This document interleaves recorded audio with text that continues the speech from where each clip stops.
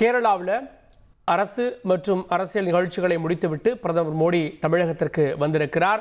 மதுரையில் பிரதமருடைய அந்த அரசு விமானம் தரையிறங்கி இருக்கிறது. திருச்சியில் பிரதமருடைய விமானம் தரையிறங்கி இருக்கிறது. ஏற்கனவே அவர் மதுரைக்கு வந்தார் அப்படின்றத நம்ம பார்க்குறோம். பிரதமர் தொடர்ச்சியாக 3வது முறையாக வருகிறார் அப்படின்றத நம்ம பார்க்குறோம். திருச்சியில் இப்போது பிரதமர் நடத்தக்கூடிய இந்த கூட்டம் அப்படின்றது ஒரு முக்கியத்துவமானதாக பார்க்கப்படுகிறது. காரணம் என்ன அப்படின்னா, ஒன்று அரசு நிகழ்ச்சி, இன்னொன்று அரசியல் நிகழ்ச்சி.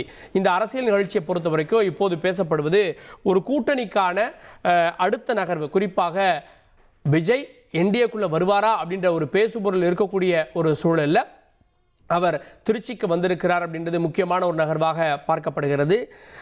திரு எல் முருகன் கூட இந்த கேள்வியை கேட்டப்போ அவர் சொன்னது நிறைய பேர் வருவாங்க அப்படின்லாம் அவர் சொன்னார்.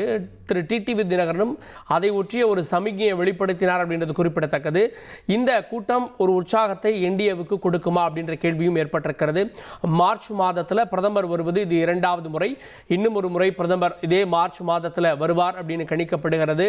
பிரதமருடைய இந்த வருகைக்கு பிறகு அவர் அசாம் போறார். அடுத்ததா அசாம் அவர் போகக்கூடிய சூழலில் அதன் பிறகு தேர்தல் தேதி அறிவிக்கப்படும். ஸோ தேர்தலுக்கு முன்பாக பிரதமர் தமிழ்நாட்டுக்கு வருவது இது கடைசி முறை. அடுத்த முறை பிரதமர் வரும்போது தேர்தல் தேதி அறிவிக்கப்பட்டிருக்கும். அப்போது அரசு நிகழ்ச்சி இருக்காது, அரசியல் நிகழ்ச்சி என்டிஏ நிகழ்ச்சி மட்டும்தான் இருக்கும் அப்படின்னு தெரிகிறது. இப்போது பிரதமருடைய விமானம் இறங்கி இருக்கிறது. அங்கிருந்து பிரதமர் இன்னும் சில நிமிடங்கள் இறங்க இருக்கிறார். பிரதமரை வரவேற்க என்டிஏ கூட்டணி கட்சிகளுடைய தலைவர்கள்லாம் காத்திருக்கிறார்கள். பஞ்சப்பூரில் என்டிஏ கூட்டணியினுடைய இந்த கூட்டம் நடக்க இருக்கிறது. புதிய பேருந்து நிலையம் அருகே இருக்கிறது அந்த இடம் அப்படின்றது குறிப்பிடத்தக்கது. செய்தியாளர் தாமரைக்கணி கூடுதல் விவரத்தோடு இருக்கிறார். தாமரைக்கணி, பிரதமருடைய விமானம் திருச்சி வந்திருக்கிறது. பிரதமருடைய ஷெட்யூல் என்ன? அரசு நிகழ்ச்சியில் எவ்வளவு திட்டங்கள் தொடங்கப்படுகிறது? அரசியல் நிகழ்ச்சியில் என்ன பேசுவார்? விவரங்கள். நிச்சயமாக அரசு மற்றும் அரசியல் நிகழ்ச்சியில் கலந்து கொள்வதற்காக பிரதமர் நரேந்திர மோடி தற்போது திருச்சி விமான நிலையம் வந்திருக்கிறார். கேரள மாநிலம் பல்வேறு நிகழ்ச்சிகளை கலந்து கொண்டு அங்கிருந்து கொச்சி விமான நிலையத்திலிருந்து தனி விமானம் மூலம் திருச்சி வந்திருக்கக்கூடிய அவர் இன்னும் சற்று நேரத்துல இந்த அரசியல் நிகழ்ச்சியில் கலந்து கொள்வதற்கு அங்கிருந்து ஹெலிகாப்டர் மூலம் பஞ்சப்பூர் செல்வதற்கு தற்போது ஹெலிகாப்டர் என்பது தயார் நிலையில் இருக்கிறது. குறிப்பாக இன்றைய தினத்தை பொறுத்த வரைக்கும் அரசியல் நிகழ்ச்சியை பொறுத்த வரைக்கும் கிட்டத்தட்ட 5655 கோடி மதிப்பிலான மின்சாரம், தேசிய நெடுஞ்சாலை மற்றும் கிராமப்புற இணைப்பு துறைகள் என உள்ளிட்டவை தொடர்பாக பல்வேறு திட்டங்களுக்கு பிரதமர் நரேந்திர மோடி அடிக்கல் நாட்டி தொடங்க இருக்கிறார். இது மட்டும் இல்லாமல் 5 ரயில்களை இன்றைய தினம் கொடியரசு தொடங்கி வைக்க இருக்கிறார். அதுவும் அமிர்த் பாரத் என்கின்ற புதிய ரயில்களை, பல்வேறு மாநிலங்களுக்கு இணைக்கக்கூடிய ரயில்களை இன்றைய தினம் பிரதமர் நரேந்திர மோடி அந்த பஞ்சப்பூர் பகுதியில தொடங்கி வைக்க இருக்கிறார். இந்த நிகழ்ச்சியெல்லாம் முடிந்த பிறகு அருகாமையில் இருக்கக்கூடிய தேசிய ஜனநாயக கூட்டணி சார்பில் ஏற்பாடு செய்யப்பட்டிருக்கக்கூடிய அந்த பொதுக்கூட்டத்தில் பிரதமர் நரேந்திர மோடி கலந்து கொண்டு உரையாற்ற இருக்கிறார். குறிப்பாக ஏற்கனவே தெரியும், மதுராந்தகம், மதுரை என 2 இடங்கள்ல தமிழகத்தை மையமாக கொண்டு பல இடங்களில் இருந்து கட்சி தொண்டர்கள் வர வைத்து 2 முக்கியமான பகுதிகளில் தேசிய ஜனநாயக கூட்டணியுடைய பொதுக்கூட்டம் என்பது நடைபெற்றது.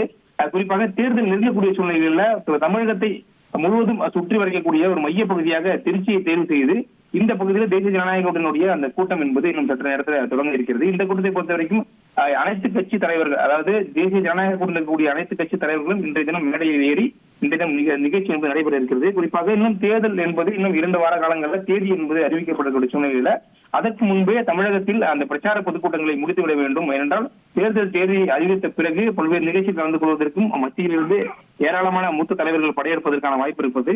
அதன் முன்னோட்டமாக தான் பிரதமர் நரேந்திர மோடி இந்த 3 பொதுக்கூட்டங்களை நடத்துவதற்கு திட்டமிடப்பட்டிருந்தார். எனவே இன்று திருச்சியில் நடைபெறக்கூடிய இந்த கூட்டம் என்பது பஞ்சப்பூர் பகுதியில் நடைபெற இருக்கிறது. அந்த பகுதியில் ஏற்கனவே திடல் என்பதும் மிகப்பெரிய அளவில் ஏற்பாடு செய்யப்பட்டிருக்கிறது.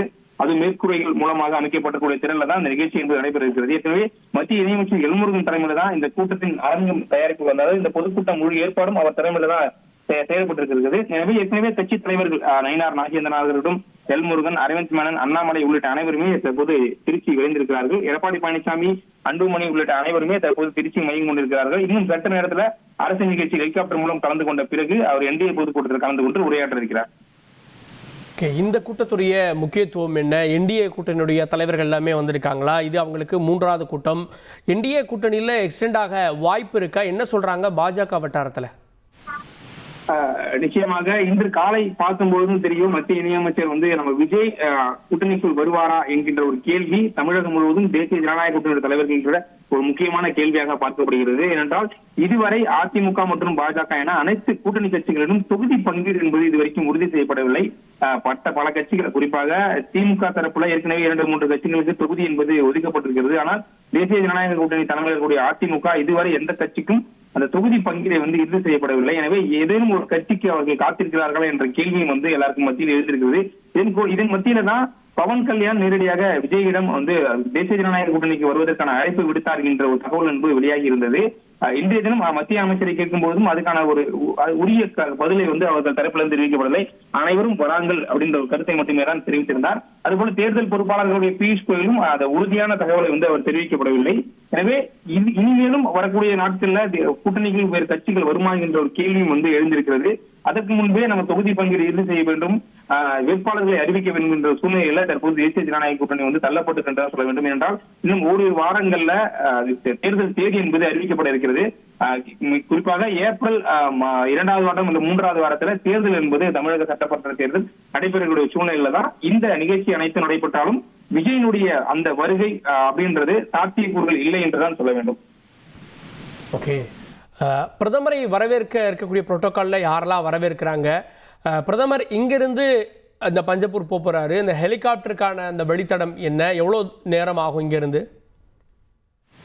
குறிப்பாக ஒரு கேரள மாநிலம் தனி விமானம் மூலம் தற்போது திருச்சி வந்திருக்கக்கூடிய சூழ்நிலையில இந்த பகுதியிலிருந்து ஹெலிகாப்டர் மூலம் தான் அந்த பஞ்சப்பூர் என்ற பகுதிக்கு வந்து அவர் செல்ல இருக்கிறார். பஞ்சப்பூரில் இருந்து இங்கே ஹெலிகாப்டர் சென்றாலும் அந்த பஞ்சப்பூர் பகுதியில அருகாமையிலே தான் அந்த அரசு நிகழ்ச்சியும் கட்சி நிகழ்ச்சியும் நடத்துவதற்கான ஏற்பாடுகள் வந்து செய்யப்பட்டிருக்கிறது.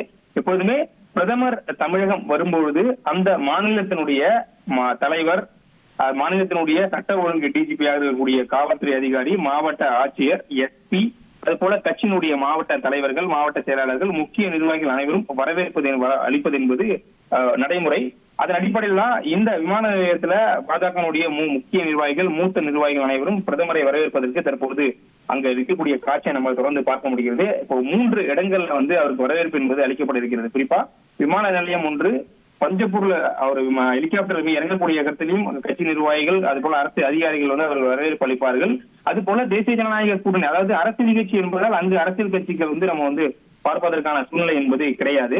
அதனால் அந்த தேசிய ஜனநாயக கூட்டணி நடக்கக்கூடிய இடத்துல மட்டும்தான் அவருக்கான வரவேற்பு அளிப்பதற்கான வாய்ப்புகள் இருக்கிறது. குறிப்பா தெரியும், அதிமுகவுடைய மூத்த நிர்வாகிகள் அனைவருமே தற்போது வரிசையில் நின்று பிரதமரை வரவேற்பதற்கு தயாராகி கொண்டிருக்கிறார்கள். அந்த காட்சியை நம்ம தொடர்ந்து பார்க்க முடிகிறது. எனவே இன்னும் சற்று நேரத்தில் பிரதமர் நரேந்திர மோடி விமானத்தில் இருந்து இறங்கி வரப்போகிறார். அதிமுக தரப்புல திண்டுக்கல் சீனிவாசன் உள்ளிட்ட பலரும் தற்போது அந்த வரிசையில் இருப்பதை நம்மால் தொடர்ந்து பார்க்க முடிகிறது. எனவே இன்னும் சற்று நேரத்தில் பிரதமர் அந்த ஏரோப்ளேனில் இருந்து கீழே இறங்கி வந்து அவர்கள் வரவேற்பு அளித்த பிறகு அவர் உடனடியாக ஹெலிகாப்டர் மூலம் பஞ்சப்பூர் சென்று அரசு நிகழ்ச்சியில் முதலில் கலந்து கொள்ள இருக்கிறார். உங்கள் தந்தி1 தொலைக்காட்சியில் காதலும் கலகலப்பும் நிறைந்த ஒரு புத்தம் புதிய ஃபேண்டசி தொடர் ராஜா ராணி தினமும் இரவு 8 மணிக்கு.